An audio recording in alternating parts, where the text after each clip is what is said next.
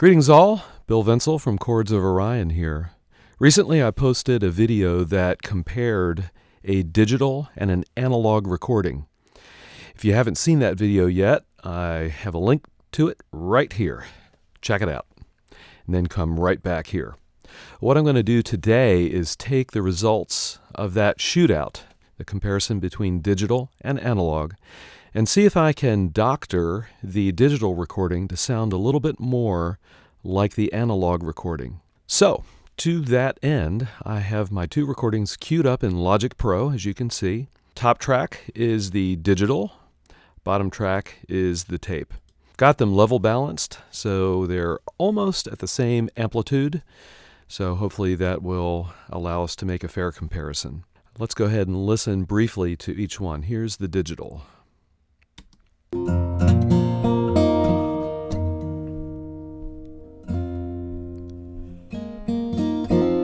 And here is the tape.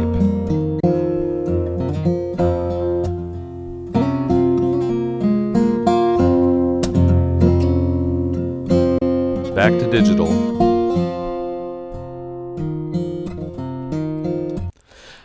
Okay, they're very close. The differences definitely are subtle, but in my view, they are there. There's a few things I think that mark the tape version of the recording. One is some background hiss. Another thing that marks the tape recording itself is a little more natural tape compression and a little more natural tape distortion. Fourth thing, a little wobbling of the actual tape speed. Let me go ahead and turn this on. Listen to this just for a few seconds and see if you can detect that little wobble in the tape speed.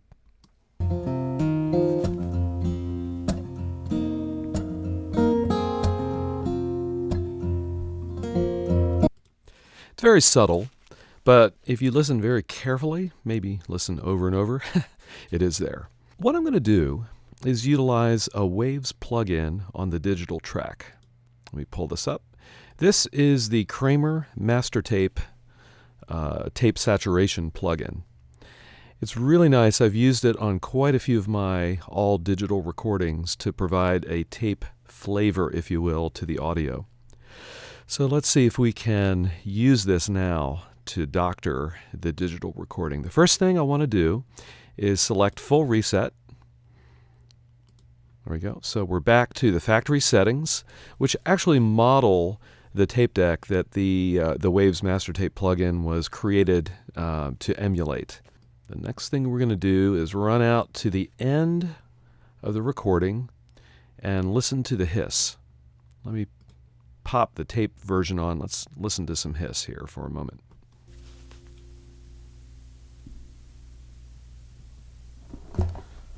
All right, you may need to turn that up a little bit. Let me pull that back just a scooch. Here we go. Listen to it again. Maybe turn your speakers up a little bit. All right, let's listen to the noise floor on the digital recording.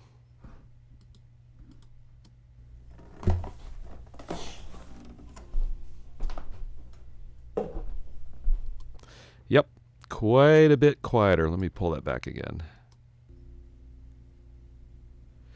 You hear a little noise, but it's actually the self-noise of the microphones. So the first thing we're going to do is plug in a little bit of tape noise. So here's the tape noise knob. Let me pull this up to about 5, and let's listen. There's already some tape noise that's showing up. I've soloed the channel here. This is different than the tape deck itself. You'll always hear the tape noise of the plugin when you have it engaged. Let me go ahead and compare now. Solo this and flip over to the tape.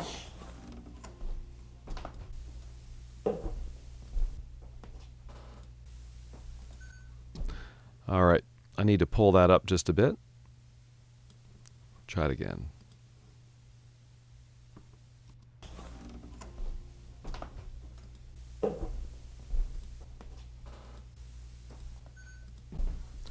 That's pretty close. So I'm going to call it good with the tape noise. It is a little bit different. There is a little electrical hum thing going on in the tape deck recording. However, I'm actually okay not having that there in the digital recording, so we're going to leave it like that.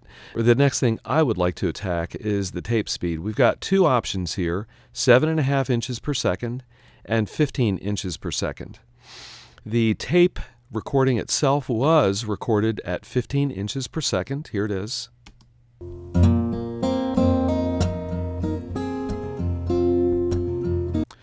So I'm going to leave the tape speed set to 15 inches per second. I also use normal bias tape with my deck, so I'm going to flip that to the normal bias mode on the plug-in. It does affect the headroom a little bit of the tape and the frequency characteristic. So let's listen to that. Here's the tape first. I'll flip over to the digital then.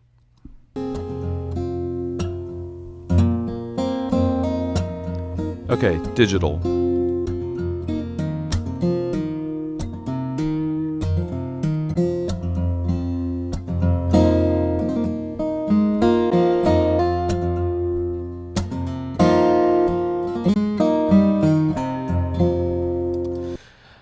All right, that's pretty good.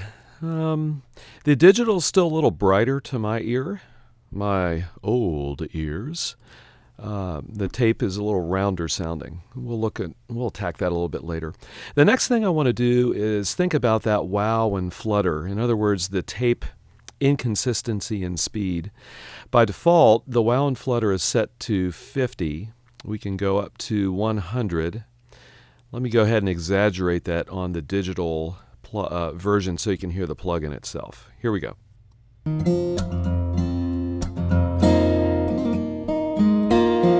All right, that's way out there. Actually, 50 is probably about right.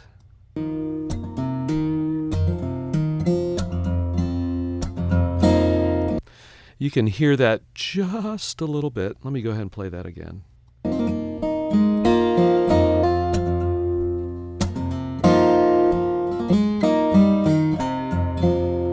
It's very subtle. Let's listen to the tape version of the recording.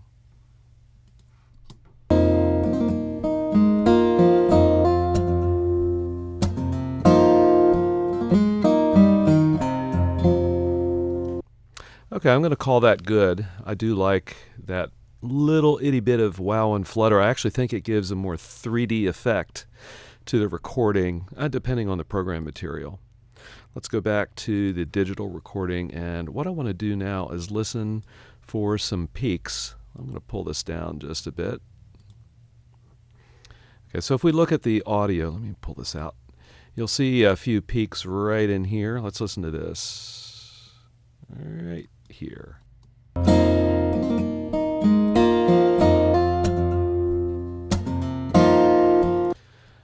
right, that's pretty clean.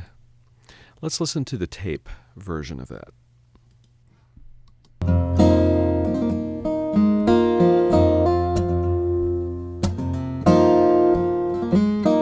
Can you hear that little bit of crunch? It's very subtle.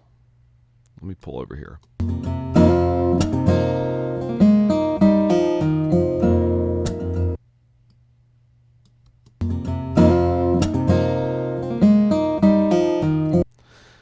All right, so what I want to do is emulate that with the tape plugin, and the way I'm going to do that is I'm going to turn off the link between the record and playback level, and I'm going to pull up the record level just a bit, and let's look at the output VU meter and see what we have.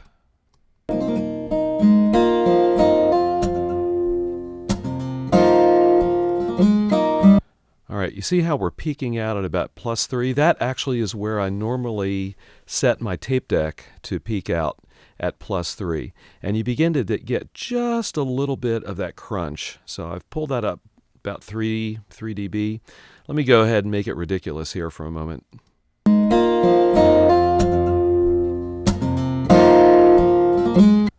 Okay, you can really hear that start to break up a little bit with the harmonic distortion. I do like it there, though. We can see again it's peaking at about the same level where I would have the actual tape deck. The next thing to look at in this plugin is the flux control, which adds some top-end harmonic distortion. Let me pull this up in an exaggerated way. You'll hear what I mean.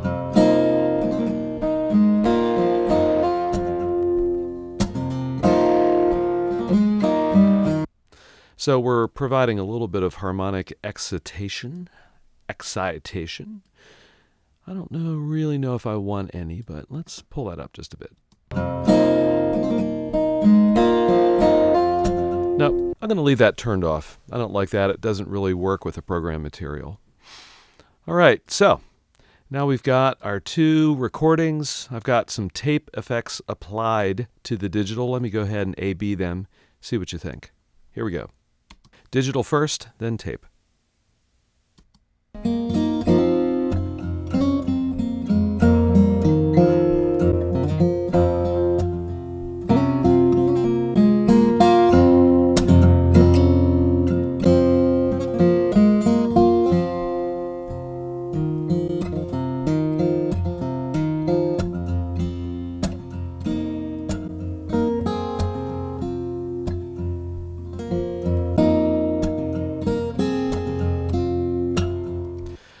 All right, I think it's pretty close. The one thing I'm missing in the digital that I do like in the tape is a little roundness, a little natural compression. I feel like the Kramer plugin doesn't quite match at least my tape deck in that regard. So I'm going to use one other Kramer plugin that I really like. It's the V-Comp. It's a bus compressor. You can use it on other things than bus, but it works really well for bus compression. I'm going to go ahead and dial in just a little bit of compression. You see I've got a 2-to-1 ratio here. There's not a separate threshold value on this plugin, but rather just the input that kind of drives the threshold. Let's go ahead and listen to the digital version with the V-Comp compressor. Here we go.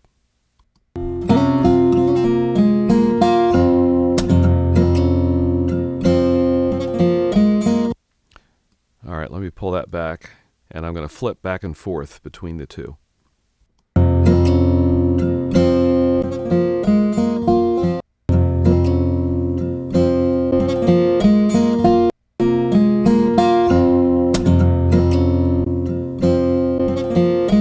All right, can you hear that in the low end? That's where the compression is kind of happening. You can see in the gain reduction, if you flip back a few seconds, you'll see the gain reduction meter indicate that there's a little compression going on, and I really feel like it helps round out that low end, which is one of the aspects I really like about the analog tape recording. All right, there you have it. I really like the results. I still feel like the tape has that little extra something going for it, but that's probably just me. I like having the tape deck with the reels running and the kind of that visceral action of the tape itself. But in either case, I think they're both great sounding recordings. I'm going to go ahead and put some reverb and isotope ozone on the digital and let it play out for just a moment. And I will see you all on the next video.